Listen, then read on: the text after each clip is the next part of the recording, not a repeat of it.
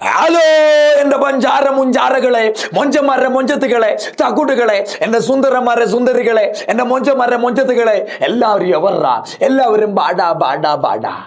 മഴക്കാലമല്ലേ, നമുക്കൊന്ന് നീന്തി വന്നാലോ? ഹൊയ് ഹൊയ് ഹൊയ് ഹൊയ് ഹൊയ് ഹൊയ്. സാറിന് റിവേഴ്സ് നീന്താൻ അറിയാമോ? എനിക്ക് ഫോർവേഡ് നീന്താൻ അറിയാമടാ. മഴക്കാലല്ലടാ, മഴയും നിപ്പയൊക്കെ വന്നിട്ട് കേരളക്കര ആകെ ഭീതിയിലാണല്ലോ. ഓക്കെ, ഞാൻ തോന്നുന്നത് കുളത്തിൽ കുളിക്കാന്ന് കരുതി. മസ്തിഷ്ക ജ്വരം വന്നെങ്കിലും ചാകാലോ മക്കളെ. നിപ്പ പോട്ടെ, നിപ്പ വന്നാൽ എന്താ ചെയ്യേണ്ടത് പോലും എനിക്കറിയില്ല. മസ്തിഷ്ക ജ്വരമാണെങ്കിൽ കുറച്ച് റെസ്റ്റ് എടുത്ത് അതെങ്കിലും മാറും. വേഗം പോ മക്കളെ, നീന്തി പോവാം. നീന്തി നമ്മൾ പോകുന്നത് എങ്ങോട്ടാണെന്നറിയാമോ?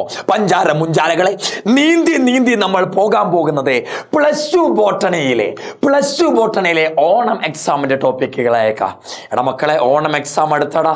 സ്കൂൾ തുറന്ന മാത്രം ഓർമ്മ കാണുള്ളൂ. എക്സാം ഒക്കെ ഇങ്ങ് വന്നു സാറേ, ഒന്നും അറിയില്ല സാറേ, എന്താ ചെയ്യുക സാറേ? എൻ്റെ കൂടെ വെള്ളത്തിൽ ചാടിക്കോ, നമുക്ക് വേഗം പോകാം. പ്ലസ് ടു ഓണം എക്സാമിനെ നമ്മുടെ ബോട്ടണിയിൽ നിന്ന് എന്തൊക്കെ പഠിക്കണമെന്ന് നമ്മൾ പറയാൻ പോണത്. ഓക്കെ സാർ, ചാപ്റ്ററൊക്കെ സെറ്റാണ് സാറേ, ഒട്ടുമിക്ക ചാപ്റ്ററൊക്കെ അറിയാം സാറേ, കുഴപ്പമില്ല സാറേ, മീഡിയം, ആവറേജ്, ബിലോ, ലോ ലെവലാ സാർ? നിങ്ങളൊന്ന് കമൻറ്റ് ചെയ്ത് നിങ്ങളുടെ അവസ്ഥ നിങ്ങൾ പറ. ബോട്ടണി 2 ചാപ്റ്റർ ആയിരിക്കും പ്ലസ് ടുവിൽ കാണുക മോണ എക്സാമിന്. ഒന്ന് ഏതാ? Sexual reproduction in flowering plants, അത് നമ്മുടെ ഫസ്റ്റ് ചാപ്റ്ററാ. രണ്ടാമത്തെ ചാപ്റ്റർ ഏതാ? Biotechnology, principles and process. ഈ 2 ചാപ്റ്ററാണ് നിരന്തരമായിട്ട് പ്ലസ് ടു ബോട്ടണിയിൽ ഓണം എക്സാമിന് വരാറുള്ളത്. പ്ലസ് ടു ബയോടെക്നോളജിയിൽ ഫുള്ളൊന്നും അങ്ങനെ വരാറില്ല. ഫുള്ളില്ല, കുറച്ച് ഭാഗം വരെ അങ്ങനെ വരാറുള്ളൂ. പക്ഷെ നമ്മൾ ഫുൾ അങ്ങ് പറയാം എന്തൊക്കെ പഠിക്കണമെന്ന്. എന്റെ പൊന്നു മക്കളെ, എങ്കിൽ പാടാ, നമുക്ക് വേഗം ഡിസ്കസ് ചെയ്യാം. പ്ലസ് ടു ബോട്ടണിയിൽ നിങ്ങൾ എന്തൊക്കെയാണ് പഠിക്കാനുള്ളത്. വേറെ അങ്ങോട്ടും ഇന്നും നോക്കല്ലേ. ഒന്നും അറിയാത്തവരാണെങ്കിൽ വേഗം നോക്കി പഠിച്ചു. ഇതൊക്കെ കുറച്ച് ടൈമുകൾ ഉള്ളൂ. എല്ലാം പഠിച്ചവരാണെങ്കിൽ ഇതൊക്കെ പഠിച്ചല്ലോ എന്നൊന്ന് വെരിഫൈ ചെയ്യാം. എടാ മക്കളെ, വേഗം വാ, എൻ്റെ ഒപ്പം പാടാ, വേഗം വാ. നമ്മൾ ആദ്യം പഠിക്കാൻ പോണ സെക്ച്വൽ റീപ്രൊഡക്ഷൻ ഫ്ലവറിംഗ് പ്ലാന്റ്സാ. ഇതിന് മാത്രമായിട്ട് നിങ്ങളുടെ ഓണം എക്സാമിന് 20 മാർക്കിന് വേണം ചോദിക്കാം. എക്സ്ട്രാ ഓപ്ഷൻ അടക്കം 20 മാർക്കിന് വേണമെങ്കിൽ ഈ ചാപ്റ്ററിൽ ചോദിക്കാം മക്കളെ. ഇതൊക്കെ എന്തൊക്കെയാ സാറേ പഠിക്കണ്ടേ? ഈ ചാപ്റ്റർ ഒന്നും അറിയില്ല സാറേ, എന്തെങ്കിലൊക്കെ ഒന്ന് പറഞ്ഞതാ സാറേ. എങ്കിൽ ശ്രദ്ധിച്ചോടാ, ഈ ടോപ്പിക്കുകളൊക്കെ പഠിച്ചാൽ മതി. ഇതിനപ്പുറം ഒരു ടോപ്പിക്ക് ചോദിക്കില്ല. ഒന്നാമത്തത് എന്താ sir?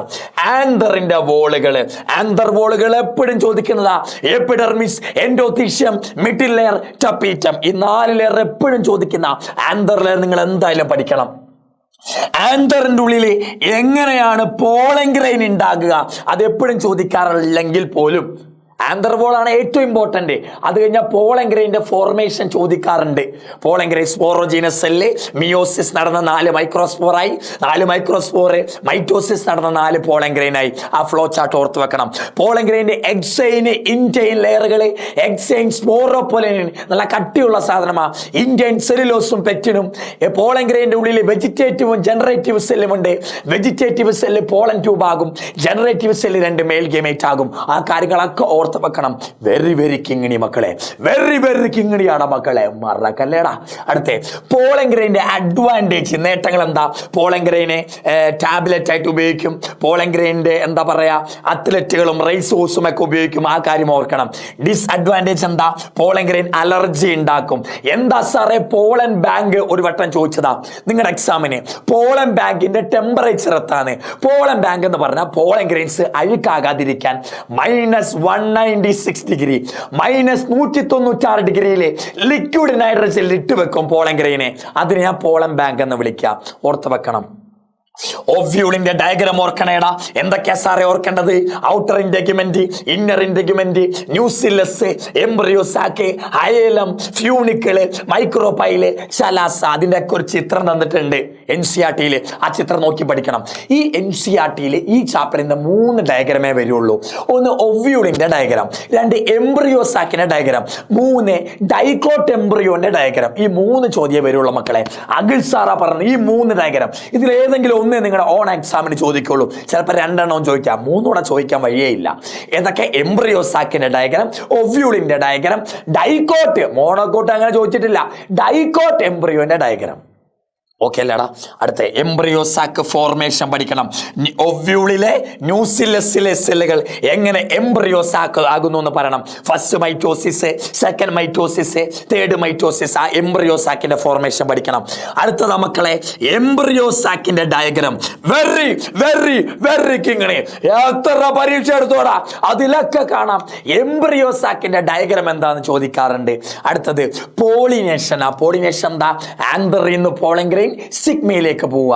പോളിനേഷന്റെ definition transfer of pollen grain from anther to stigma. അതിന്റെ ടൈപ്പും ചോദിക്കും. എന്തൊക്കെ? Autogamy, xenogamy, geitonogamy. ഏറ്റവും നല്ല പോളിനേഷൻ ഏതാ സാറേ? സീനോഗമിയാ. അടുത്ത ഏജന്റ്സ് ഓഫ് പോളിനേഷൻ. പോളിനേഷനെ സഹായിക്കുന്നവർ അവരാണ് ഏജന്റുകൾ. വിൻഡിന്റെ പ്രത്യേകത, വാട്ടറിന്റെ പ്രത്യേകത, ഇൻസെക്റ്റിന്റെ പ്രത്യേകത പഠിക്കണം. വിൻഡ് വഴിയാണെങ്കിൽ മ്യൂസിലേജിനസ് റിബൺ ഷേപ്പ് ആയിരിക്കണം. വാട്ടർ വഴിയാണെങ്കിൽ വിൻഡ് വഴിയാണെങ്കിൽ പോളൻ ഗ്രെയിൻസ് ലൈറ്റ് ആയിരിക്കണം. വാട്ടർ വഴിയാണെങ്കിൽ പോളൻ ഗ്രെയിൻസ് റിബൺ ഷേപ്പ് ആയിരിക്കണം. മ്യൂസിലേജിനസ് കവറിംഗ് ഉണ്ടായിരിക്കും.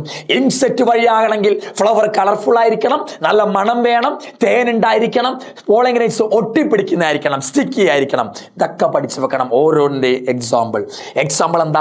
വിൻഡ് വഴിയാണെങ്കിൽ വിൻഡ് വഴി മെയ്സ്, ചോളം. വാട്ടർ വഴി വെലിസ്നേറിയ, ഹൈഡ്രല്ല, സുസ്ഥീറ. ഇൻസെക്റ്റ് വഴിയാണ് റോസ് ചെടി. വാട്ടർ ഹയാൻസിന്തും വാട്ടർ ലില്ലിയും വാട്ടറിൽ നിൽക്കുന്ന ചെടികളാ. പക്ഷെ ഇവർ വാട്ടർ വഴിയല്ല പോളിനേഷൻ നടത്തുക, ഇൻസെക്റ്റ് വഴിയോ വിൻഡ് വഴിയാണ് പോളിനേഷൻ നടത്തുക. അത് ഓർത്ത് വെക്കണം. ഔബ്രീൻ ഡിവൈസ് എത്ര എക്സാം ഉണ്ടോ ആ എക്സാമിലെല്ലാം ചോദിച്ച ഭാഗമാ. ഔബ്രീഡിൻ ഡിവൈസുകൾ എന്താണ്? ഔബ്രീഡിൻ ഡിവൈസ് എന്ന് പറഞ്ഞാൽ ക്രോസ് പോളിനേഷനെ കൂടുതൽ നടത്താൻ വേണ്ടി പ്ലാന്റിലുള്ള ഡിവൈസുകൾ. എന്റെ പൊന്നു മക്കളെ, പ്ലാന്റിലെ ഒരു ഫ്ലവർ എടുത്താൽ ആ ഫ്ലവറുകൾക്ക് സെൽഫ് പോളിനേഷൻ ഇഷ്ടമല്ല, ക്രോസ് പോളിനേഷൻ ആണ് ഇഷ്ടം.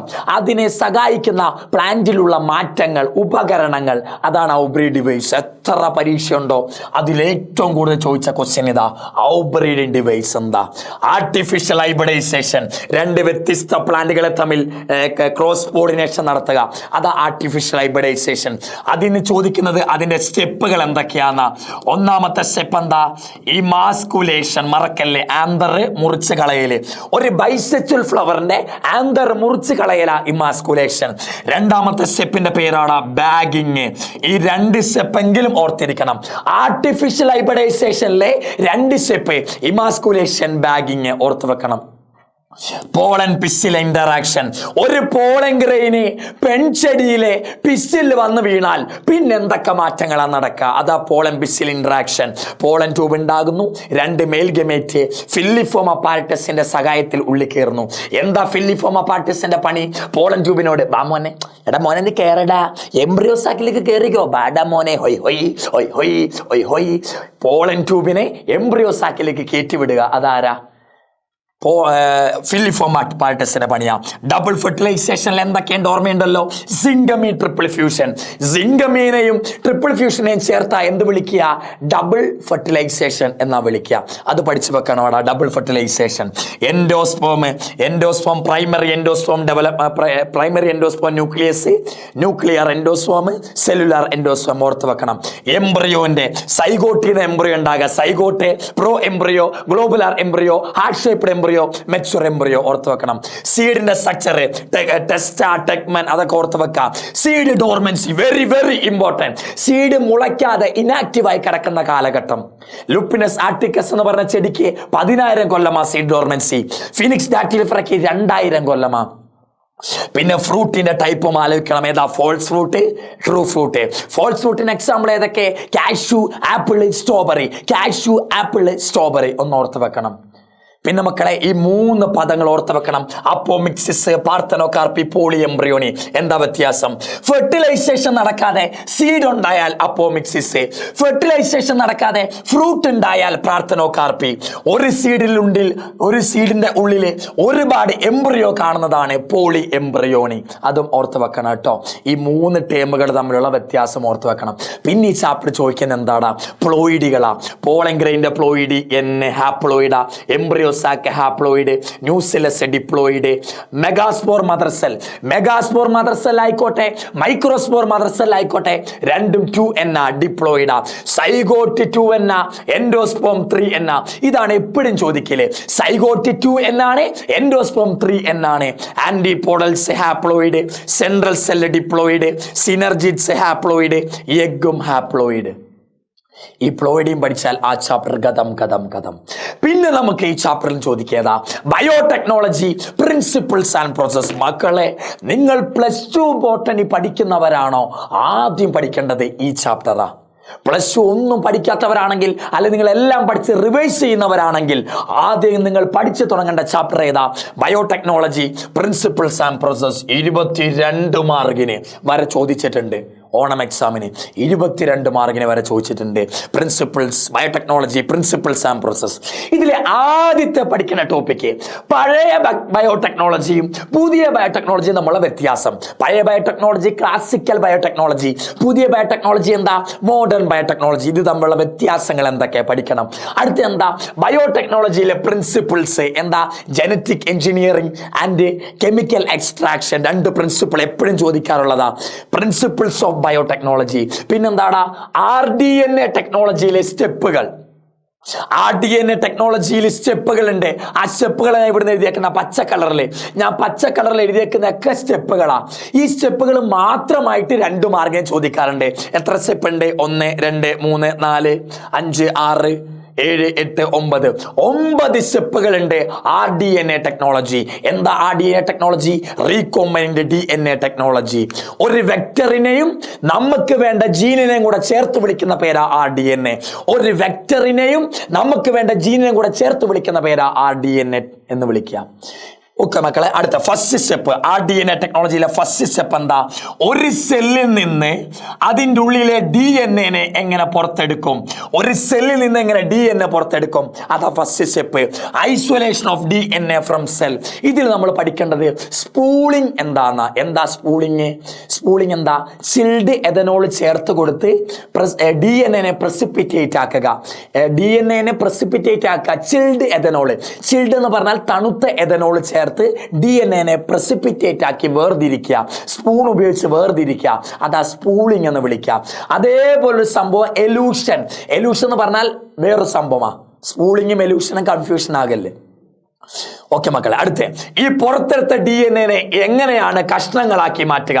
സെല്ലിൻ്റെ ഉള്ളിലെ DNA എങ്ങനെ പുറത്തെടുക്കും? അതെങ്ങനെ കഷ്ണങ്ങളാക്കി മാറ്റും? അതാണ് cutting of DNA.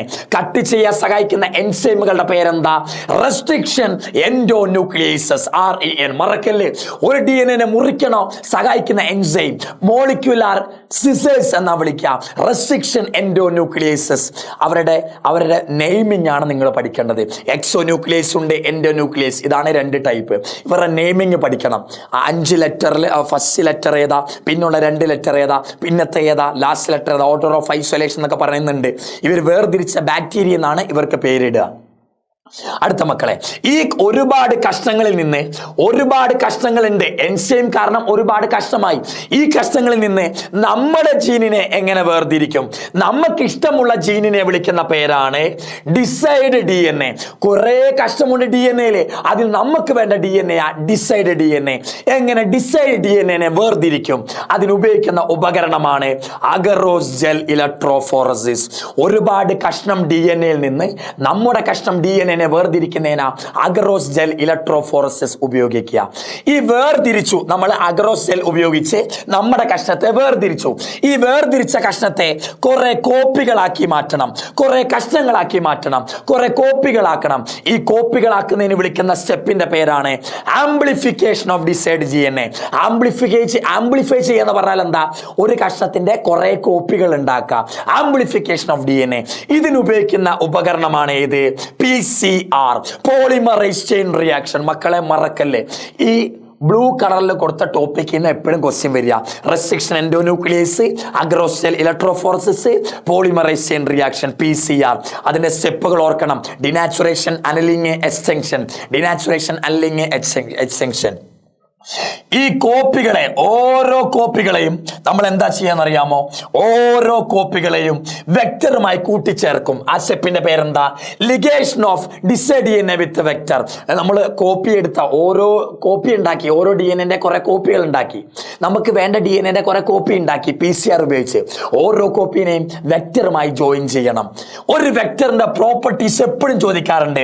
Origin of replication വേണം, കോപ്പി നമ്പർ വേണം, സെലക്ടബിൾ മാർക്കർ വേണം, റെക്കഗ്നിഷൻ സൈറ്റ് വേണം. ഇത്രയാണ് ഒരു വെക്ടറിന് വേണ്ട പ്രത്യേകതകൾ. അടുത്ത വെക്ടറും നമ്മൾ DNA തമ്മിൽ കൂട്ടിച്ചേർത്തു. ഇവരെ എന്താ പിന്നെ വിളിക്കുക? RDNA എന്നാ വിളിക്കുക. ഈ RDNA നമ്മൾ ഒരു സെല്ലിൽ കൊണ്ടിടും. ആ സെല്ലിന്റെ പേരെന്താ? Host cell. എങ്ങനെയാ സാറേ RDNA ഹോസ്റ്റ് സെല്ലിൽ കൊണ്ടിടുക? എപ്പോഴും ചോദിക്കാറുണ്ട്. മൈക്രോ ഇഞ്ചക്ഷനും ജീൻ ഗണ്ണും. ഈ രണ്ട് മാർഗം ഉപയോഗിച്ച RDNA ഹോസ്റ്റ് സെല്ലിൽ കൊണ്ടിടുക. അടുത്ത നമ്മളോട് ചോദിക്കും, എങ്ങനെയാണ് ഒരു സെല്ലിനെ കോമ്പിറ്റന്റ് ആക്കുക?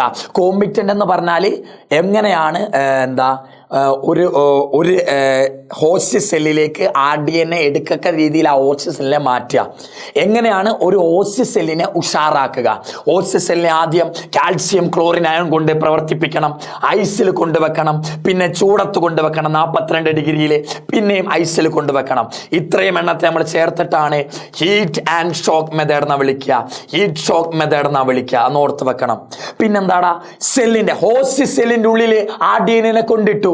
എന്നിട്ട് നമ്മൾ ഈ സെല്ലിനെ കൊണ്ടുപോയിട്ട് ബയോ റിയാക്ടറിൽ വളർത്തും. ബയോ റിയാക്ടർ 2 ടൈപ്പ് ഉണ്ട്. സിമ്പിൾ സൈഡ് ടാങ്ക് റിയാക്ടറും സ്പാർജഡ് സൈഡ് ടാങ്ക് റിയാക്ടറും. നമ്മൾ നമ്മുടെ ഹോസ്റ്റ് സെല്ലുണ്ടടാ, ഹോസ്റ്റ് സെല്ലിന്റെ ഉള്ളിൽ RDNA ഇട്ടു. ഈ ഹോസ്റ്റ് സെല്ലിനെ കൊണ്ടുപോയിട്ട് നമ്മൾ ബയോ റിയാക്ടറിൽ വളർത്തും. ബയോ റിയാക്ടറിൽ വളർത്തുമ്പോഴാ നമുക്ക് പ്രൊഡക്റ്റ് കിട്ടുക. അപ്പൊ ലാസ്റ്റ് സ്റ്റെപ്പ് എന്താ? ബയോ റിയാക്ടറിൽ വളർത്തിയിട്ട് ബയോ റിയാക്ടറിൽ പ്രൊഡക്റ്റ് ഉണ്ടായി കാണും. ഈ പ്രൊഡക്റ്റിനെ നമ്മൾ ബയോ റിയാക്ടറിൽ നിന്ന് വേർതിരിക്കും. അതിനെയാണ് extraction of product from bio reactor. ഈ സ്റ്റെപ്പിന്റെ പേരാ ഡൗൺ സ്ട്രീം പ്രോസസ്. എന്താ? Down stream process. ഈ ഡൗൺ സ്ട്രീം പ്രോസസ് എന്ന് പറഞ്ഞാൽ എന്താ? ബയോ റിയാക്ടറിൽ ജീനുകൾ പ്രവർത്തിച്ച് പ്രൊഡക്റ്റുകൾ കാണും. ഈ പ്രൊഡക്റ്റുകളെ ബയോ റിയാക്ടറിൽ നിന്ന് വേർതിരിക്കുന്ന പ്രോസസ്, അതാണ് ഡൗൺ സ്ട്രീം പ്രോസസ്. അതിന്റെ സ്റ്റെപ്പുകൾ പഠിക്കണം മക്കളെ.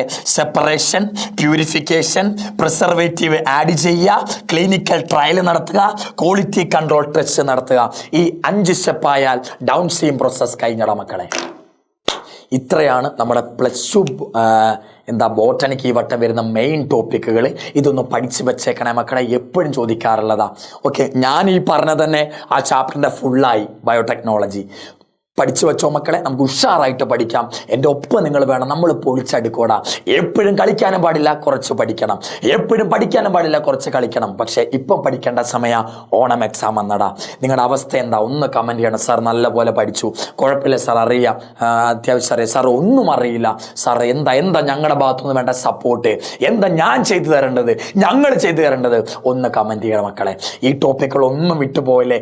ഇത് പഠിച്ചോ, നിങ്ങൾക്ക് കിട്ടിയടാ ഫുൾ മാർക്ക് A+ ഷുഗറാടാ. എൻ്റെ പൊന്നു മക്കളെ, പഠിച്ചോടാ.